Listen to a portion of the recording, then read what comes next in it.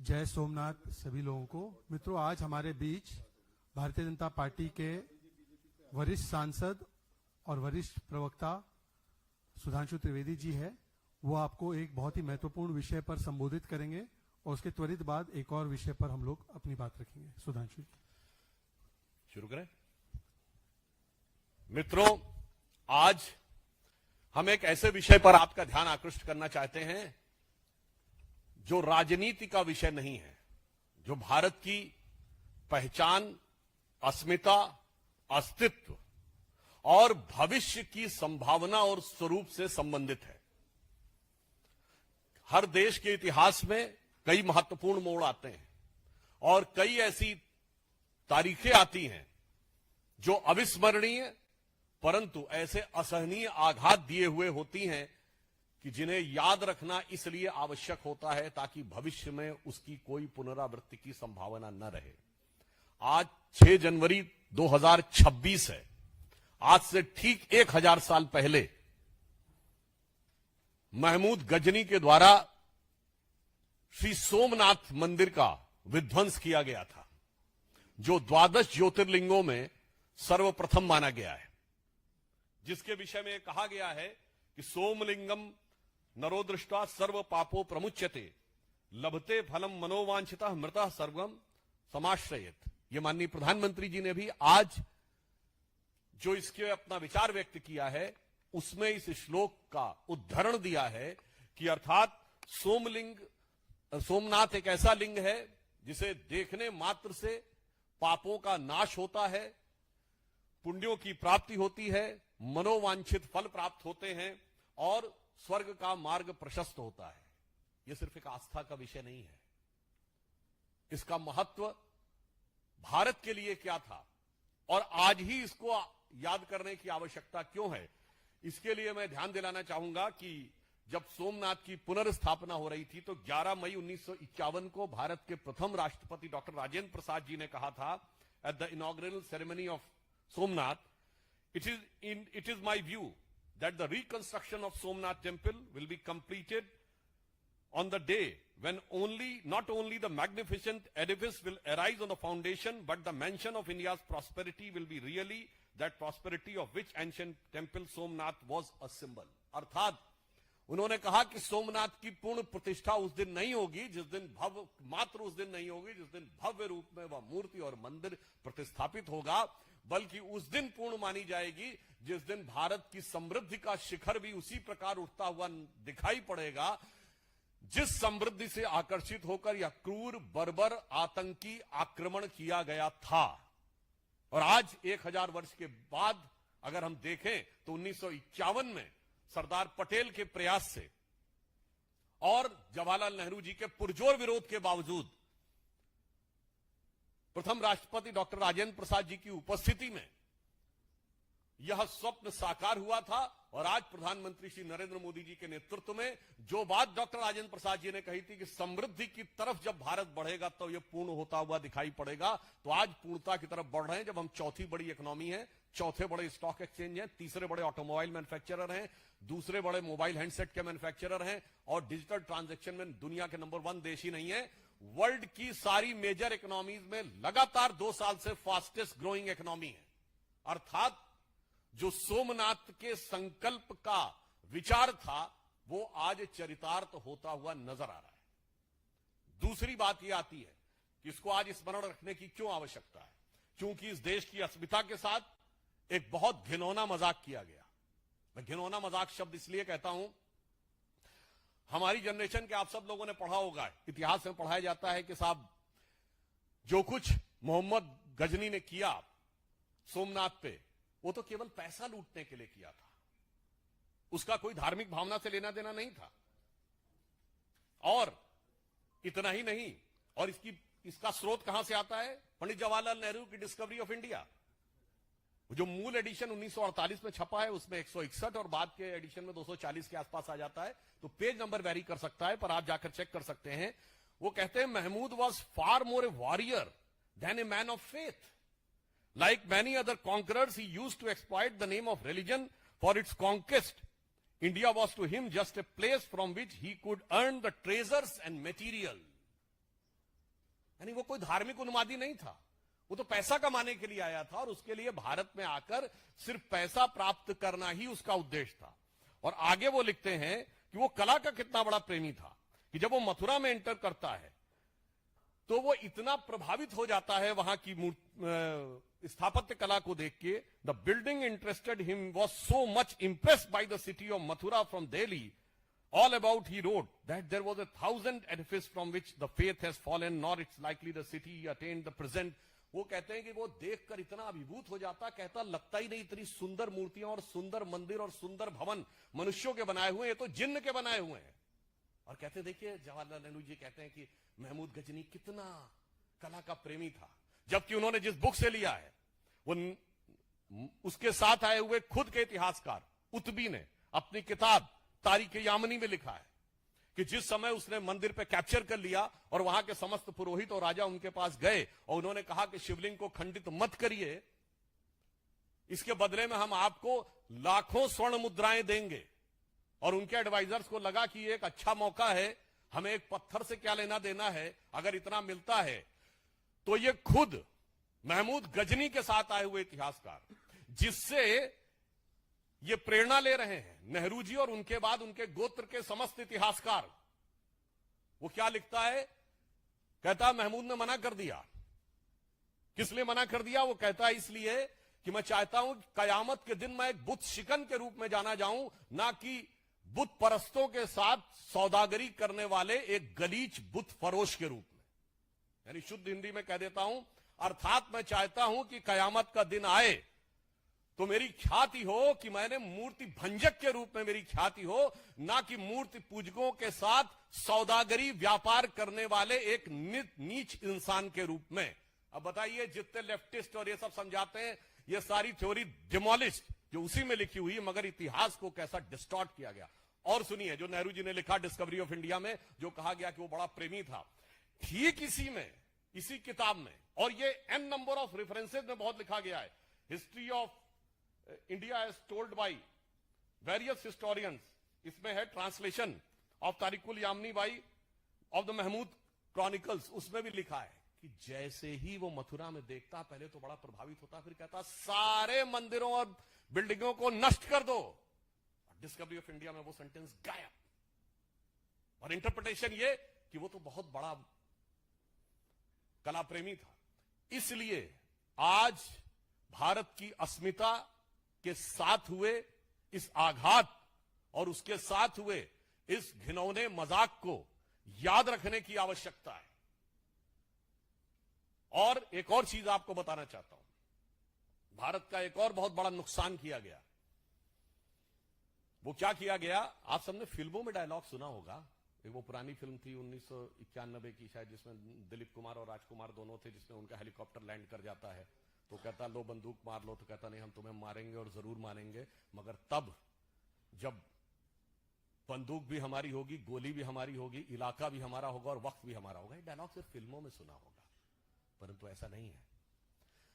महमूद गजनी के साथ आए हुए इतिहासकार ने लिखा है कि एक हिंदू शाही डायनेस्टी थी, आप में तो अब किसी को नाम में नहीं पता होगा, उसकी राजधानी काबुल थी, जिसका नरेश धर्मपाल जब ये लूट के गया और धर्मपाल से युद्ध के बाद भी वो गया और आज के जो कजाकिस्तान की तरफ, और उसे पता चला कि तुर्क राजाओं ने महमूद गजनी को घेर लिया है, तो अलबरूनी ने लिखा है, अलबरूनी ने लिखा है, क्या लिखा? उसने कहा जब घेर लिया है तो वो धर्मपाल उसको कहता है कि मैं 2000 घुड़सवार, 10,000 सैनिक और 100 हाथियों के साथ तुम्हारी मदद करने को आने को तैयार हूं, मगर किस लिए? इसलिए नहीं कि मैं तुम्हें बचाना चाहता हूं, इसलिए कि तुम्हें मारने का संकल्प मैंने लिया था, तो मैं अपने अलावा किसी और को तुम्हें पराजित करते हुए और तुम्हें मारते हुए नहीं देखना चाहता। ये वो चीज थी जिसने भारत को बचा के रखा, ना कि एक गाल के बदले दूसरा गाल आगे कर देने के सिद्धांत ने। इसलिए इसी के लिए श्रद्धेय अटल बिहारी वाजपेयी जी ने पूछा था, आज सोमनाथ जो दिखाई पड़ रहा है, माननीय प्रधानमंत्री जी ने जिन भाव की अभिव्यक्ति की है, वो दर्शाता है कि भारतीय संस्कृति की वो जीवनी शक्ति थी, वो संघर्ष शक्ति थी, जिसने दुनिया के सबसे बर्बर आक्रमणों को भी झेल कर अपने को बचा के रखा, जिसके लिए अटल जी ने लिखा था कि दुनिया का इतिहास पूछता रोम कहां, यूनान कहां है, घर घर में शुभ अग्नि जगाता वो उन्नत ईरान कहां है, दीप बुझे पश्चिमी जगत के छाया जब बर्बर अंधियारा, तभी चीर कर तम की छाती चमका हिंदुस्तान हमारा। और जो चमक थी उसकी अभिव्यक्ति सोमनाथ के प्रथम ज्योतिर्लिंग में दिखाई पड़ती थी। मगर अफसोस 1835 में मैकॉले ने जो विष हमारे दिमागों में भरना शुरू किया, 2035 में प्रधानमंत्री जी ने कहा उस विष से मुक्त करनी है। उस विष का बहुत बड़ी विष बेल को काटने का प्रतीक सोमनाथ का मंदिर था। अब आप कहेंगे साहब बहुत इतिहास की बात हो गई, आज के कॉन्टेक्स्ट में क्या है? तो यह भी मैं बताना चाहता हूं। आप सभी लोग, विपक्ष के लोग बहुत बोले थे कि डोनाल्ड ट्रंप ने ऑपरेशन सिंदूर के बाद भारत पाकिस्तान की मध्यस्थता की बात कही थी और इसको लेकर हमारे विरोधी बहुत उछल उछल के बोल रहे थे।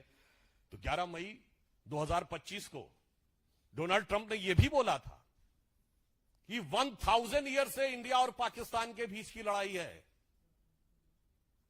और कश्मीर उससे जुड़ा हुआ मुद्दा है। तो मैं पूछना चाहता हूं, इन लोगों में से किसी ने सवाल किया कि 78 साल पहले बना हुआ देश में 1000 साल पुरानी लड़ाई क्यों है? ये वही 1000 साल की लड़ाई है जिसका 1000 साल आपको दिखाई पड़ रहा है। और ये मैं केवल अपने मन से नहीं कह रहा हूं। पूछिए पाकिस्तान की सरफेस टू एयर मिसाइल का नाम क्या है? Ghazni. Air to air missile का नाम बाबर। दूसरी मिसाइल का नाम गौरी।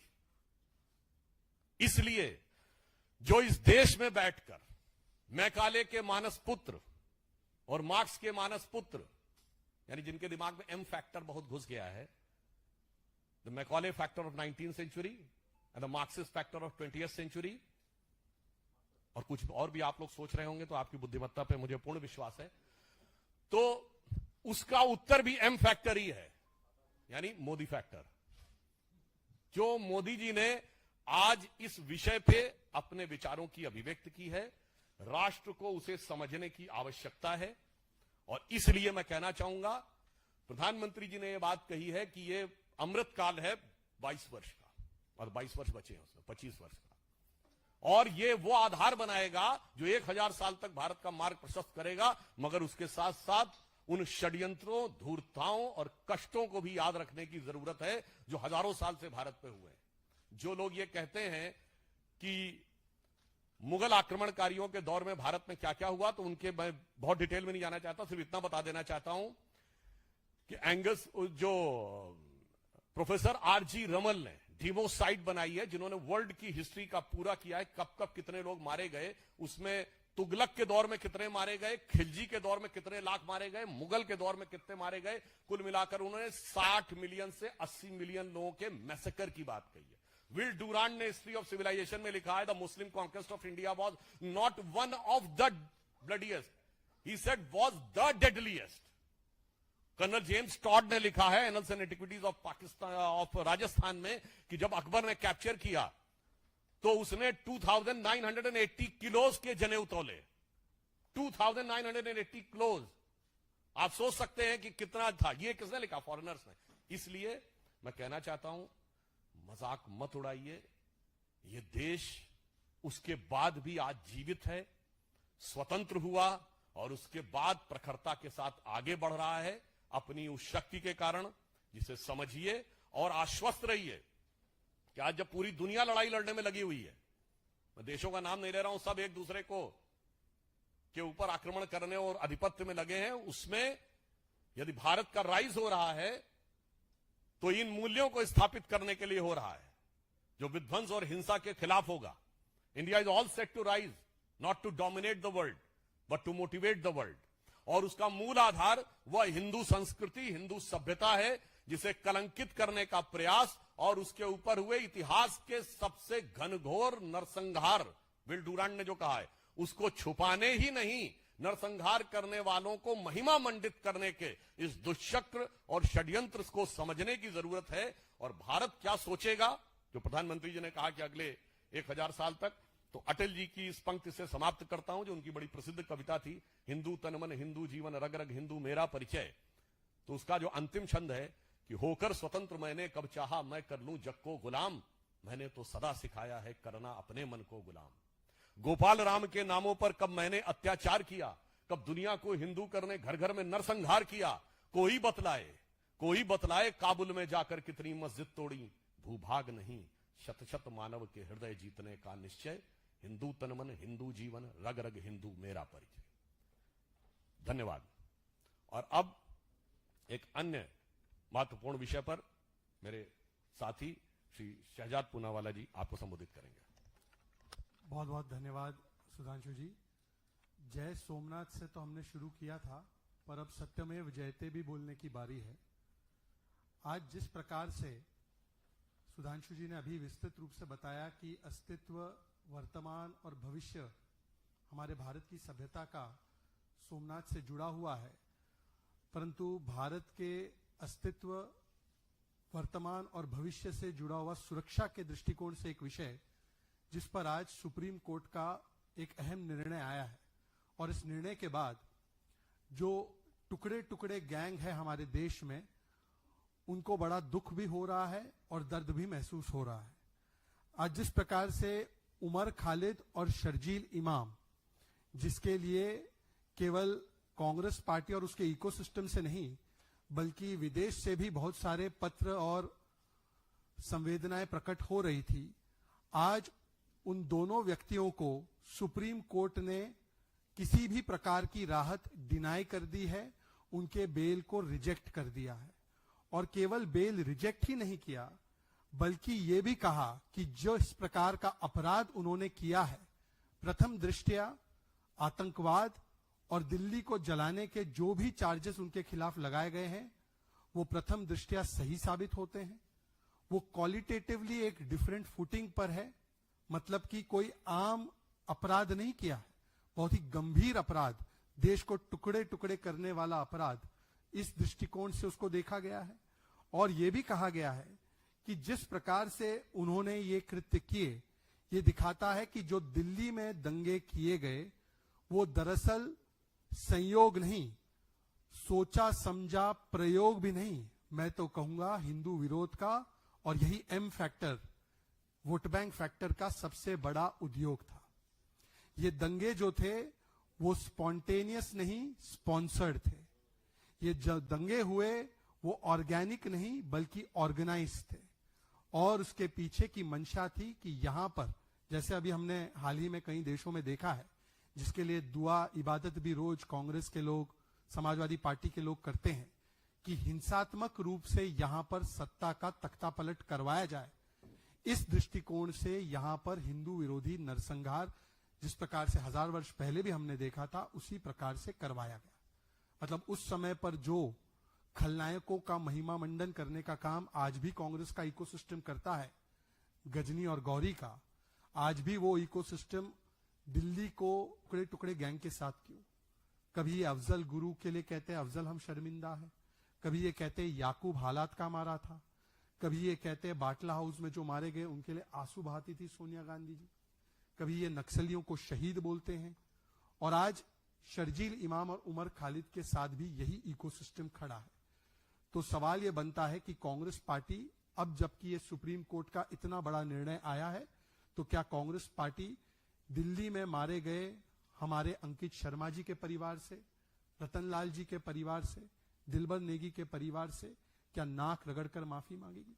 और केवल कांग्रेस ही नहीं, समाजवादी पार्टी, तृणमूल कांग्रेस, आम आदमी पार्टी, ताहिर हुसैन जिसके घर से पेट्रोल बम और क्या क्या नहीं बरामद हुआ, वो ताहिर हुसैन तो आम आदमी पार्टी का नेता था, केजरीवाल जी का सबसे करीबी। और बाकायदा संजय सिंह जी ने प्रेस वार्ता करके कहा था कि ताहिर हुसैन को इसलिए फंसाया जा रहा है क्योंकि वो मुसलमान है। अब आम आदमी पार्टी से भी सवाल है कि क्या ऐसे दंगाई, आतंकी, जिहादी मानसिकता वाले तत्वों को क्या एम फैक्टर के चलते ही संरक्षण दिया जा रहा था? तो आज इस विषय पर भी जो हम लोगों ने बात रखी है, इसके अतिरिक्त और कोई भी सवाल हो आपके बीच में तो आप सवाल पूछिए। रवि का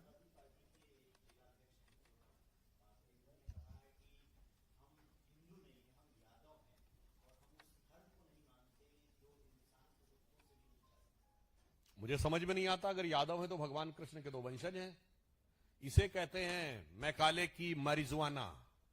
यदि किसी व्यक्ति को marijuana दिमाग में आ जाए ना, M factor again I am saying. The marijuana of Macaulay and Marx has been so embedded in his mind कि वो अपना मूल ही भूल गए कि भगवान विष्णु के दशावतारों में से एक योग योगेश्वर भगवान कृष्ण के वंशज। और ऐसा नहीं है, ये उनकी पार्टी का प्रॉब्लम है।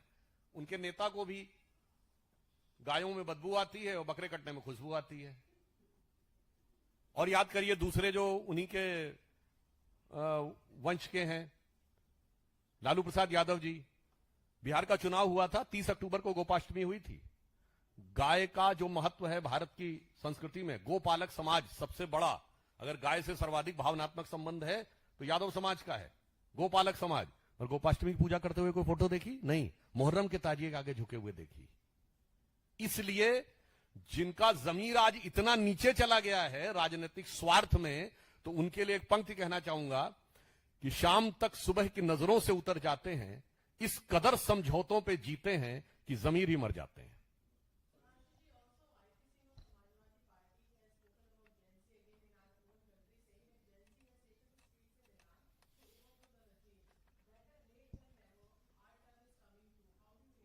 मुझे लगता है कि वैसे तो वो अनेक प्रकार चित्र विचित्र बात करते रहते हैं, परंतु उन्हें ध्यान रखना चाहिए, अगर जेनजी की तरफ देखना है तो उत्तर प्रदेश के हैं तो शुभांशु शुक्ला की तरफ देखें, जेनजी अंतरिक्ष में जा रहा है। अगर बिहार के हैं तो मैथिली ठाकुर की तरफ देखें, यंगेस्ट एमएलए और जो लोक संस्कृति को भारत में स्थापित कर रही है। और देखना है तो आईआईटी चेन्नई के उन बच्चों की तरफ देखें जिनका प्रधानमंत्री जी ने उल्लेख किया था अपने मन की बात कार्यक्रम में, कि जिन्होंने सैटेलाइट लिंक बनाने का काम किया। और देखना है तो आंध्र के गुकेश राजू की तरफ देखें, जिसने वर्ल्ड चेस चैंपियनशिप जीती।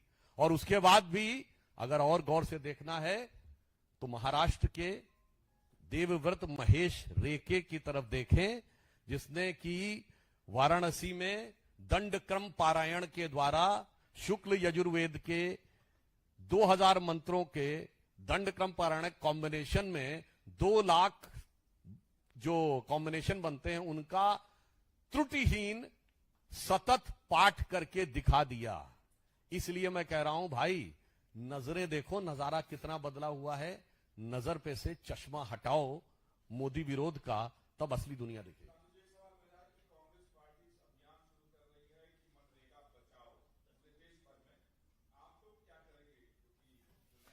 देखिए, उनके अनेकानेक अभियान पहले भी जनता के द्वारा तिरस्कृत और उपहासित हो चुके हैं। मुझे लगता है कि ये बिहार की हार से कुंठाग्रस्त और बंगाल में घुसपैठिया परस्त कांग्रेस के मनोबल जो ध्वस्त हो चुका है, उस ध्वस्त मनोबल के ऊपर केवल अपने कैडर को एक मैसेज देने का, मैं कहूंगा, निष्फल होने वाला प्रयास है। या दूसरे शब्दों में कहें कि नाकाम हसरतों का जनाजा लेकर वो अब अपने कदम बढ़ाने जा रहे हैं। मुझे लगता है देश की जनता बहुत प्रबुद्ध है और वो सभी बातों पे सजग है, और वो ये भी समझ सकती है कि हर बार जब राहुल गांधी जी विदेश जाते हैं कुछ ना कुछ आइटम होता है। पहले गए थे लंकावी तो आके हाइड्रोजन बम, फिर कोलंबिया गए तो कहीं दूसरा बम, अच्छा उसमें निकली सिर्फ हाइड्रोजन गैस, फिर जर्मनी गए तो आके एक बयान दिया, अब विदेश से गए हैं तो हो सकता है यात्रा शुरू हो। तो मुझे लगता है ये सब समझना चाहिए कि वो 80 चुटकी 90 ताल, कहां से चुटकी बनती कहां ताल बजती है।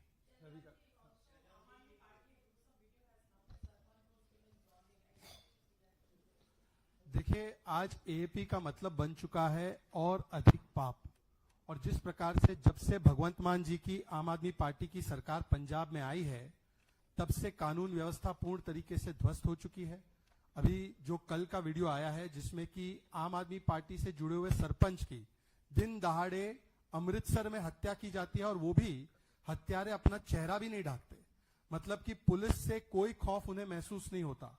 और केवल एक लौती ऐसी घटना नहीं है, हमने देखा है कि सिद्धू मूसेवाला की हत्या, किस प्रकार से आरपीजी का हमला मोहाली के हेडक्वार्टर पर, किस प्रकार से नशा माफिया बेलगाम घूम रहा है पंजाब में, इंटरनेशनल कबड्डी प्लेयर को भी मार दिया गया, आए दिन वहां पर ग्रेनेड अटैक्स होते हैं। तो ये साफ है कि जब से आम आदमी पार्टी आई है सरकार में, तब से वहां पर कानून व्यवस्था ध्वस्त है। भगवंत मान जी और सुपर सीएम केजरीवाल मस्त है, जनता त्रस्त है। और सुपर सीएम केजरीवाल ने 100 गाड़ियों का कॉन्वॉय अपनी सिक्योरिटी के लगा रखा है और पंजाब की जनता के पास कोई सिक्योरिटी नहीं बची। तो आज सुपर सीएम केजरीवाल और नॉमिनल सीएम भगवंत मान जी दोनों को जवाब भी देना चाहिए और भगवंत मान जी को तो इस्तीफा देकर चले जाना चाहिए। वैसे भी पुलिस के ऊपर उनका कोई नियंत्रण नहीं। एक सेकंड, पहले इनका फिर आपका, दोनों के लेंगे।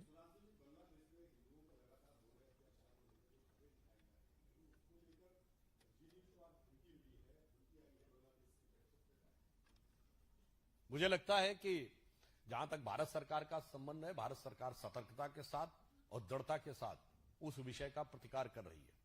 हमारे विदेश सचिव भी गए थे, उसके बाद ही पहली बार उन्होंने स्वीकार किया था और 80 से अधिक केसेस दर्ज हुए थे। भारत सरकार ने बांग्लादेश पे को जो हमने अपने बंदरगाहों पे फ्री एक्सेस दे रखा था वो समाप्त कर दिया है। और जहां तक मीडिया पे आक्षेप की बात है तो मैं आह्वान करना चाहूंगा कि अभिव्यक्ति की स्वतंत्रता के अलंबरदार, जो कहते हैं मीडिया की स्वतंत्रता के झंडा बरदार और कट्टरपंथी ताकतों के फरमाबरदार, आज कौन से बिल में जाकर बैठ गए हैं। और यह भारत में पहली बार नहीं हो रहा है। 2012 मुंबई का आजाद मैदान, कितने चैनल्स की ओबी वैन्स तोड़ी गई थी, कोई चू बोला था? नहीं बोला था। इसलिए मैं मानता हूं मीडिया को दृढ़ता से विषय रखना चाहिए। और इसके साथ मैं जरा अंतर्राष्ट्रीय मीडिया से भी पूछना चाहता हूं, भाई साहब 2015 जनवरी जब दिल्ली के चुनाव होने वाले थे, तथाकथित रूप से भारत में चर्चों पे हमले कहे गए थे, जो बाद में दिल्ली की पुलिस की जांच में केवल चोरी, थेफ्ट एंड बर्गलरी के केस निकले 4-5। किसी को चोट नहीं लगी, किसी का कुछ नहीं हुआ, कुछ शीशे तोड़े और चोरी के केस निकले। उस पर तो अंतर्राष्ट्रीय मीडिया ने बड़ी प्रतिक्रिया की थी और बड़ा ऊपर से बयान आ गया था। आज बांग्लादेश के ऊपर पूर्णतः शांति। तो राष्ट्रीय से लेकर अंतर्राष्ट्रीय मीडिया तक यह यक्ष प्रश्न है।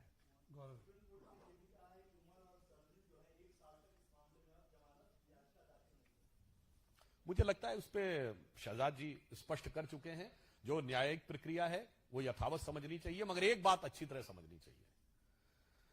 इन लोगों ने 4 साल पहले बोला था कि चिकन नेक काट के अलग करना है, और बांग्लादेश में आज बोला जा रहा है।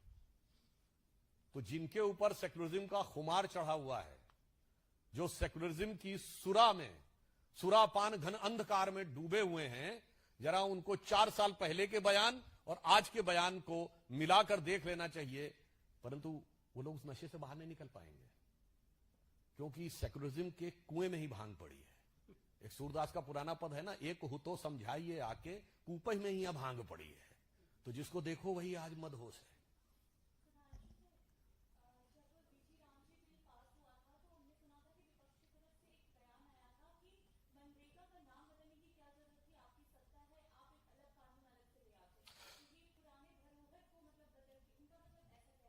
नहीं, देखिए वो सारा विषय पहले भी स्पष्ट किया। पुरानी धरोहरों को रखने का उनके मन में बहुत शौक था। किंग जॉर्ज की मूर्ति 1968 तक उन्होंने रखी थी। अंग्रेजी भाषा ऑल इंडिया सर्विसेज में 1977 तक रही थी, सिर्फ अंग्रेजी में वो होते थे। तमाम नाम अस्पतालों के आपको पता है कि विलिंगडन हॉस्पिटल था 1977 तक, राम मनोहर लोहिया हॉस्पिटल। तो इसलिए हम पूरी तरह, और उन्होंने भी किंग्सवे को राजपथ ही किया था, कर्तव्य पथ प्रधानमंत्री जी ने किया है, और राष्ट्रपति भवन में मुगल गार्डन भी था। तो इसलिए किस धरोहर के प्रति उनकी आस्था है, और जहां तक गांधी जी की धरोहर है, तो वो तो अगर आज है तो सिर्फ भारतीय जनता पार्टी और राष्ट्रीय स्वयंसेवक संघ के पास। चाहे हिंद स्वराज देख लीजिए, ग्राम स्वराज देख लीजिए, मोदी जी के नेतृत्व में खादी का बदलाव देख लीजिए, राम राज्य देख लीजिए, और भारतीय संस्कृति पर आस्था देख लीजिए। चलिए, बहुत बहुत धन्यवाद। सुधांशु जी, एक ही शिकायत है, आपने न्यू ईयर विशेष नहीं दी इस बार। वो पिछले वर्ष दे चुके हैं, और आप आगे देखिए, मकर संक्रांति आने वाली है, उत्तरायण का सूर्य होगा, राष्ट्र का सूर्य भी उत्तरायण की तरफ जा रहा है। और एक और बात याद रखिएगा, ये मकर संक्रांति आती है तो क्यों आती है? अगर अर्थ अपनी एक्सेस पे सिंगल स्ट्रेट होगी तो ऐसे घूमेगी तो नॉर्थ टू सदर्न नहीं होगा, because of the 23 degree tilt. Half of the time northern hemisphere, half of the time southern hemisphere, और ये हर 6 महीने के बाद चेंज होता है। तो अर्थ की जो एक्सियल टिल्ट है, उसी की वजह से मौसम चेंज होता है और इस पे जीवन रहता है, अन्यथा सेंटर में इतनी जो इक्वेटर के आसपास हाई टेम्परेचर होता और ऊपर वाले बर्फीले रेगिस्तान होते, ना मौसम बदलता ना जीवन होता। मगर ये याद रखिएगा, पितामह भीष्म ने इंतजार किया था उत्तरायण सूर्य का, यानी हमें महाभारत काल से एक्सियल टिल्ट और उससे होने वाले चेंज के बारे में पता था। और ये सब लोग जो एडविन हबल ने 1920 में एक्सपेंडिंग यूनिवर्स की थ्योरी दी, वो ज्ञानदेव पाणे बनकर हमको समझाते हैं।